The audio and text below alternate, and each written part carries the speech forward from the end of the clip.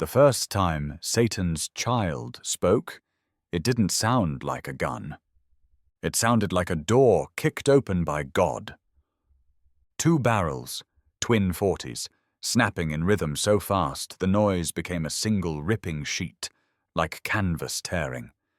The night in the An Loa Valley lit up in short white bites. Every burst chewed at the dark hills, and for a few seconds you could see the whole world.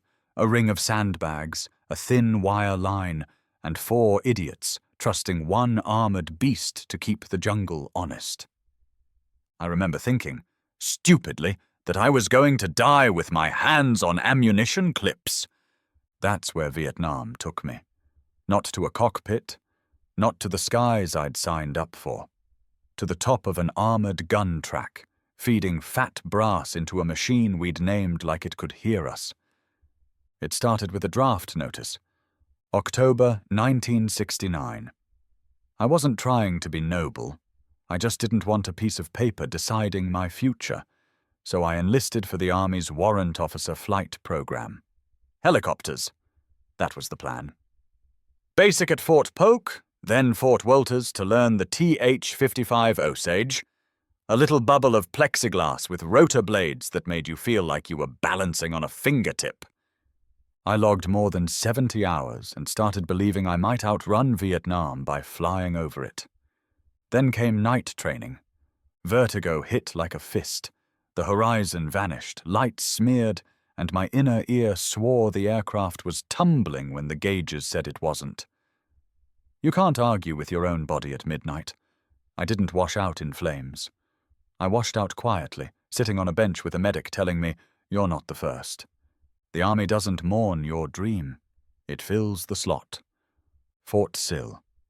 Artillery school. Howitzers, map reading, fire data, learning to treat ammunition like a living thing that bites if you get careless. 7 weeks later, I had orders for Vietnam and a duffel bag that suddenly felt too light. Cam Ranh Bay was heat and jet fuel, and men moving like they'd been there forever. They sent me west of Tuy Hoa to a firebase called Ki Son, 6105s dug in like stubborn teeth. I barely learned names before the unit deactivated, and I got reassigned again, like a chess piece nobody wanted. That's how I ended up at LZ Uplift with the Dusters. M42A1 gun tracks with twin 40mm cannons, built to shoot planes but repurposed to guard firebases. Corner teeth. Night thunder. C battery, 4th 64th. Our track weighed about 49,000 pounds and carried its own personality. Somebody had painted Satan's child on the side, half joke, half prayer. At Fire Support Base Salem, our hooch was ammo crates filled with dirt and stacked into a bunker. We slept on folding cots under poncho liners. Electricity came and went. Mosquitoes didn't. We rotated tower watch in 2-hour bites, staring at the wire until your eyes lied, and every bush looked like a man. The hills around us were black silhouettes. That's where the mortars came from. They'd lob rounds from the high ground, then vanish, daring you to answer. On my 3rd week, just after sunset, the first round landed close enough to shake dust off the sandbags. Someone yelled, "Incoming!" And the base snapped awake. The generator died, plunging everything into darkness. You could hear men running, boots slapping mud, the 105 crews shouting ranges. My gunner slapped my shoulder. "Load!" And my hands found the first cold clip. I was already climbing onto the Duster when the 2nd round whistled in. The 3rd round came in lower, with a meaner whistle, and for a split second the whole firebase held its breath, like the jungle itself was listening to see if it got lucky. It hit somewhere past the wire. Dirt thumped against the sandbags and rained down into my collar. Somebody screamed a direction. Somebody else screamed for a medic, then cut off when the next impact shook the ground again. I didn't look for bodies. You learn fast not to go sight hunting in the dark. You do your job." "Traverse left!" our gunner barked. I dropped into my spot on the track, fingers numb already, and shoved a clip of 40mm up to the loaders. The rounds were fat and heavy, like small beer cans with brass bases. The loaders worked from the top, standing exposed, feeding the guns while the rest of us hugged armor. It was stupid, if you thought about it. That's why you don't think about it. The gunner slapped the triggers and "Satan's child" came alive. The twin barrels bucked and flashed, and the sound punched through my chest like a second heartbeat. 40mm shells left in a stream and exploded on impact out in the dark hills. Little white-orange bursts climbing the ridgeline.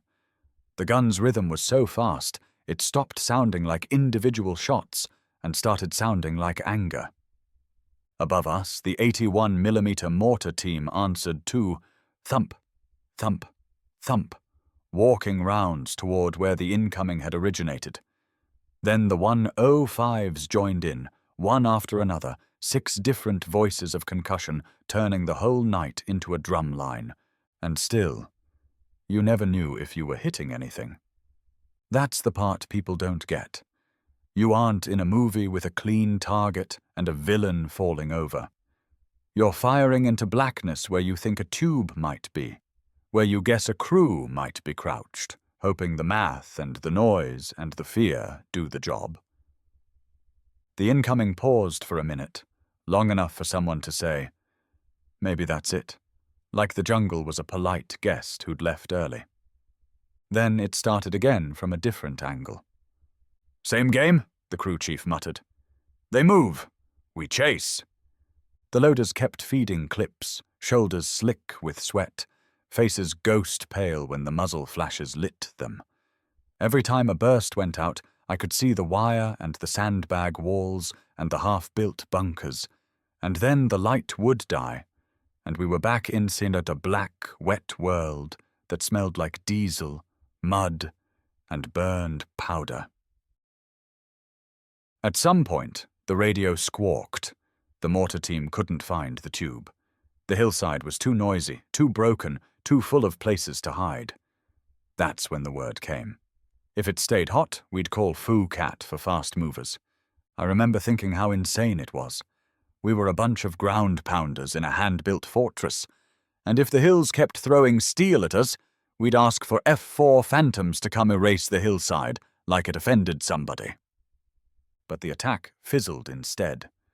A few last lazy rounds, then silence again. Real silence this time. The kind that makes your ears ring because they don't know what to do without noise. We stayed on the guns anyway. That's the thing about a firebase. You don't get to unclench. You rotate watch, you drink bad coffee, you take malaria pills, you stare through the dark until your brain starts inventing movement. If you were lucky, dawn showed up without anything happening. If you weren't, Satan's child got fed again. A week later, we got orders to move. Not pack your footlocker and head to a new base. More like, we're building a new firebase in the valley. You're going. Tonight matters. We rolled out in a convoy toward what they called Firebase Pony, crawling along dusty roads with open fields on either side. The transportation company had gun trucks with us, big ugly rigs with improvised armor and men behind machine guns like they were born there. I rode up in the Duster turret with a warm beer in my hand, the sun hammering my helmet, sweat running down my back like it had a schedule. It felt almost normal. Almost. Then the road dipped between 2 lines of scrub, and my stomach tightened the way it always did. Because that's where mines live. That's where ambushes are born. That's where you suddenly stop being a convoy and start being a story someone else tells. The Duster's engine rumbled under me, steady and confident, and I patted the side of the turret like you'd pat a horse before a jump. "Easy, Satan's child," I whispered. "Get us there." Ahead, the first vehicles disappeared over a rise. And then, somewhere far off to the left, a dull thump echoed from the hills, too deep to be a rifle, too slow to be thunder. Every head turned. We all knew that sound. Mortar. The mortar round didn't land on the road. It landed in our imaginations first, which is sometimes worse. You hear that distant thump, and your brain fills in the rest. The arc you can't see, the whistle you might hear too late, the sudden concussion that flips a truck or opens a man like a zipper. So the convoy tightened up without anyone ordering it to. Drivers leaned forward. Gunners lifted their weapons higher. The road went quiet except for engines and the clatter of gear. Nothing hit. Maybe it was a test round. Maybe it was somebody else's problem. Or maybe the jungle was just reminding us it could reach out whenever it wanted. We kept moving until the valley opened into a scraped-out patch of earth, where combat engineers were already chewing the land with Rome plows. Those machines looked like prehistoric animals, wide blades pushing brush and trees aside, leaving a raw scar that would become firebase pony by nightfall, whether we liked it or not. That was the rule. Build it before dark. Because after dark, you didn't build. You defended. The 6 105s were coming in by helicopter, big birds straining, rotors chopping the hot air, dropping guns into freshly dug pits like planting steel seeds. The artillery crews hit the ground running. Sandbags appeared like magic. Ammo crates filled with dirt, rubber tarps rolled out, lumber tossed into place. Everybody worked fast and angry, like speed alone could keep the hills from noticing. Our dusters took our corners. That was always the plan. Opposite corners of the base, 270-degree arcs, overlap fire. Simple geometry meant to hold back an enemy that didn't care about math. Engineers dug a fighting position for our track, pushing dirt up into an embankment so the hull sat lower, protected until we could build the sandbag walls thicker. I climbed down from the turret and helped drag sandbags until my shoulders burned. The bags were never as heavy in the movies. In real life, they were wet and gritty and awkward, always slipping out of your hands at the worst moment. Kids from the nearby village wandered up beyond the wire line to watch. Sometimes they'd try to sell cigarettes. Sometimes women offered laundry like this was a normal marketplace and not a war zone with guns pointing outward. That normality messed with your head more than the incoming did. A half-mile away there were rice paddies, green and peaceful. And right here we were stacking dirt into walls, like we expected the sky to fall.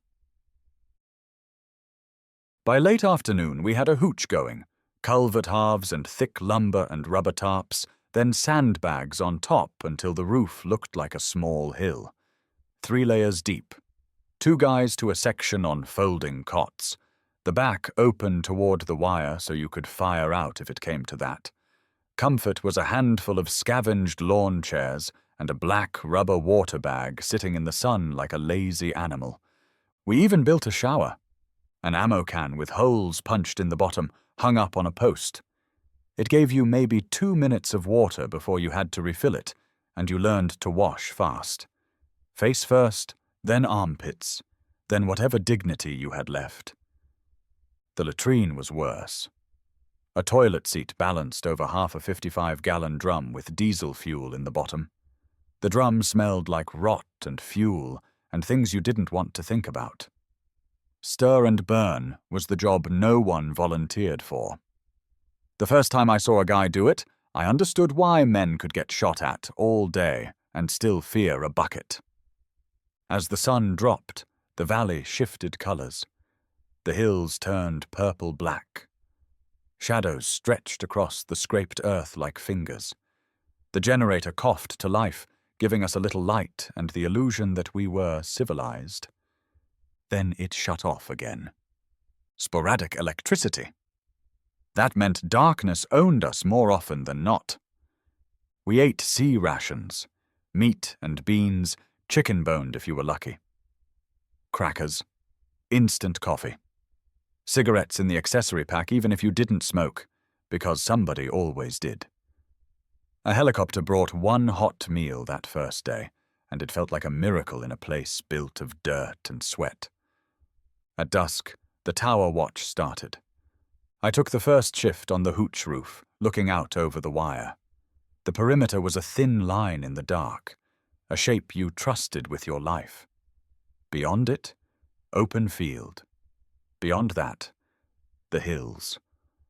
I watched the hills the way you watch a mouth when you know it's going to lie. Somewhere out there, men were watching us too. Maybe through binoculars, maybe through the naked dark, maybe by listening to our voices carry. I heard insects, frogs, a distant dog barking from the village, the occasional metallic click from the 105 pits as crews checked gear. Then, right around full dark, a soft sound drifted up from the valley. Not a mortar this time, a single rifle crack.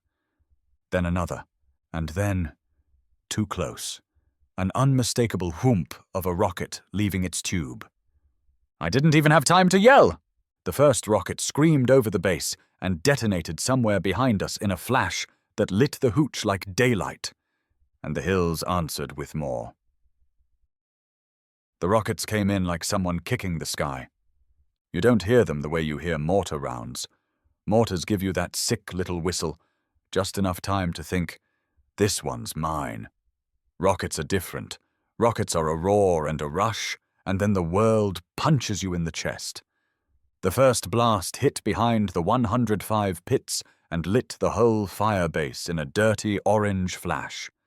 Shadows snapped across the sandbags. Men yelled. Somebody's radio squawked and got stepped on by a dozen other voices at once. The generator died again, like it had decided it didn't want to be alive for this. I slid down off the hooch roof so fast I tore my glove on a nail and didn't even feel it. My boots hit the mud. I ran the 10 steps to the duster, and the crew chief was already halfway up the hull.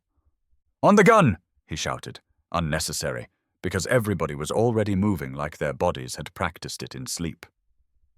The second rocket slammed into the far side of the base and showered dirt and metal in a wide arc. The concussion hit Satan's child like a shove. I grabbed the side of the turret, hauled myself up, and the loader shoved a clip into my hands before I could even settle. "Left ridge!" the gunner snapped, voice flat and sharp, like he was calling out a drill on a sunny day. That was the thing about good gunners. They didn't sound afraid. They sounded busy. I jammed the clip up, felt it seat, and the gunner squeezed the triggers. The twin 40s erupted. The muzzle flashes were bright enough to bleach the night. The barrels vibrated like living things, spitting rounds so fast the air itself seemed to tear. Tracers arced out toward the hills, then vanished into the dark. A split second later, blossoms of impact popped along the ridgeline, quick, angry flowers. For a moment, everything became simple. Load, feed, fire, repeat. Then you remember you're human and you start noticing details again. The way the loader's hands shook as he shoved the next clip in. The way the crew chief kept craning his neck, trying to see where the launches were coming from. The way the base smelled. Burnt powder, diesel, wet dirt, and that sharp electric stink that follows an explosion. "Incoming!" somebody screamed again, and this time it was mortars. Closer, meaner. A round hit inside the perimeter and blew sandbags apart like they were made of paper. I saw a man stumble out of the darkness with his arms up, not waving, just moving like he wasn't sure his body still worked. I forced my eyes away. I couldn't help him from up here, and if I started looking for faces, I'd stop being useful.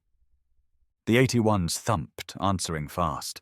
The 105s joined in, their blasts rocking the ground. It sounded like the firebase was a single giant machine, every piece firing back in anger. Our gunner adjusted elevation by feel, like he could sense where the hill was breathing. We walked our fire left, then right, then held it steady in a tight band where someone had spotted a launch flash. "There!" the crew chief yelled, pointing with his whole arm. 2 o'clock, just under the tree line." I didn't see it, just darkness and smoke, and the jittery after-image of muzzle flash. But the gunner trusted the call and swung the barrels. We fired a long burst. The recoil hammered through my knees. The shells streaked out and struck the hillside, and for a second the ridge lit up enough for me to catch movement, shapes breaking away, scrambling down slope. That's when the fear hit me hard, like cold water. Because the hill wasn't just launching rockets. It had people on it. Real men. Close enough to run. Close enough to try a ground probe if they felt brave. And our wire was still new? Our bunkers were still half-built? Our sandbags weren't settled yet? Firebase Pony was a fresh wound on the land, and the enemy could probably smell it. The radio finally cleared long enough for somebody to call for air. The request went out to Phu Cat. Fast movers, possible rocket team on the ridge, need immediate suppression. Minutes passed like hours. We kept firing in short, controlled bursts, enough to keep heads down, not enough to burn out barrels or empty our ready ammo in a blind panic. The loader's arms were trembling now, sweat shining on his cheeks whenever the flashes lit him. Then, over the base, came a different sound. A deep, ripping growl that didn't belong to the valley. Jets. Two shapes screamed in low, black and fast, and the hills answered with a sudden silence, like they knew what was about to happen. The first Phantom dropped its load, and the ridge bloomed white-hot. The shockwave rolled across the valley and slapped us in the face. Dirt and smoke rose in a thick column. The second jet followed a heartbeat later, carving another bright scar into the hillside. For a moment, the rockets stopped. The mortars stopped too. And the quiet that followed felt wrong, like the jungle was holding something back. I looked down at my hands, black with soot, shaking slightly now that I wasn't feeding the gun every second, and realized I'd been holding my breath. The crew chief leaned close to my ear. "We're not done," he said almost gently. "They'll try again before dawn." And right then, far beyond the wire, a single flare popped into the sky, hanging there, drifting slow, turning the open field into a pale, ghostly day. Someone out there wanted to see us. That flare was the most honest thing about the night. It didn't pretend. It didn't bargain.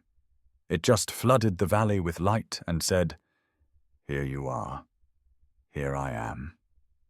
Now what?" The field outside the wire turned the color of old bone. Every clump of grass cast a sharp shadow. The perimeter wire, new, tight, and thin, looked suddenly fragile, like something you'd snap by accident if you tripped over it. Beyond that, the open ground, and then the dark line of trees where the hills began to breathe again. We froze, staring.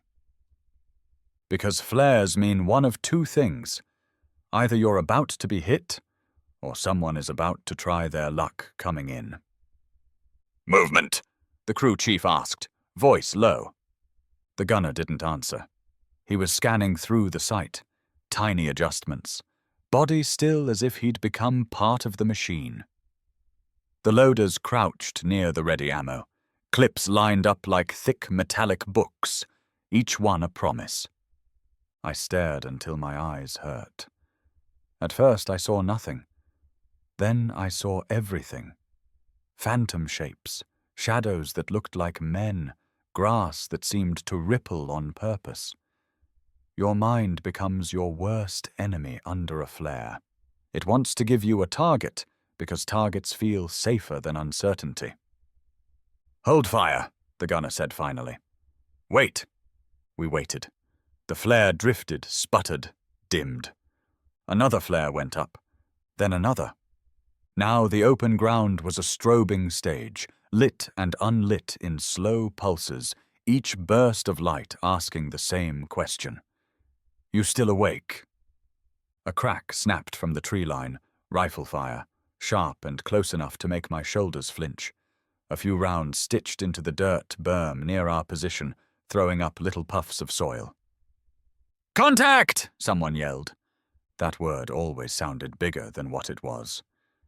But it didn't matter. Contact meant the night had teeth again. The gunner squeezed the triggers and Satan's child answered with a short burst. 3 seconds. Controlled. The tracer streaks cut through the flare-lit air and smacked into the tree line, exploding in quick flashes that erased shadows. For a heartbeat, the firing stopped again. Then it erupted from multiple points, sporadic, probing, like hands testing a fence. Not a full assault. A reconnaissance by fire. The enemy didn't have to storm the base to win. They just had to keep us awake, keep us nervous, maybe wound a few men, remind us that our semi-permanent little fortress was a joke if they decided to make it one. We kept responding in measured bursts, working angles, walking fire along likely approach lines. The 81s dropped illumination and counterfire. The 105s fired harassing rounds into the hills, trying to make the enemy regret loitering. I felt the Duster's hull vibrate under my boots and realized I'd started trusting it the way you trust a buddy in a bar fight, without thinking, because thinking would ruin it. Somewhere inside the base, a man screamed once, raw, involuntary, and then the sound cut off. I didn't look. I didn't want to know if that was pain or terror or both. I kept my hands on the clips, kept feeding, kept being useful.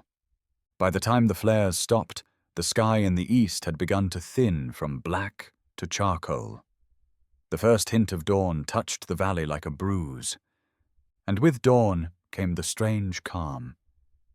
The enemy slipping away, the base exhaling, men suddenly aware of how tired their bodies were. Someone passed a canteen around. Someone lit a cigarette with trembling fingers. Somebody laughed once, too loud, then stopped, embarrassed by the sound. We climbed down from the Duster. My legs felt like rubber. My ears rang like bells. The loaders' faces were streaked with soot, eyes rimmed red from smoke and sleeplessness. We walked the perimeter after first light, just like always. Patrol outside the wire. Check for evidence. Prove the knight didn't get inside. There were fresh footprints in the damp soil near the tree line, multiple sets, a few spent casings, a shallow mortar tube position abandoned in a hurry. We found a blood smear on a rock and a torn piece of cloth snagged on brush, as if someone had dragged themselves away. No bodies. That was normal too. Inside the base, sandbags were scattered where blasts had hit. A section of concertina had been chewed up. One bunker was collapsed and being rebuilt already, men shoveling like the work could erase what happened. The medics moved quietly, carrying supplies, speaking in low tones. I saw stretchers. I didn't stop to count. Counting felt like inviting the number to grow. Later, when the sun was fully up and the valley was bright and deceptively peaceful, we did what soldiers always do. We cleaned up. We swept shell casings into piles. We restacked ammo. We refilled the water bag. We fixed the shower. We repaired the hooch roof. Someone joked about warm beer like it was the biggest problem in our lives. And that night, when darkness came back like a tide, we rotated into Tower Watch again. Because you don't get to finish a firebase story. Not really. You just stack one night on top of another until the calendar runs out. That's why every man I met over there knew exactly how many days he had left. And that's why, even now, when I hear the phrase Satan's child, I don't think about a nickname. I think about the night the hills tried to take us, and the only thing between us and them was 40 millimeters of screaming metal and a crew that refused to stop feeding it.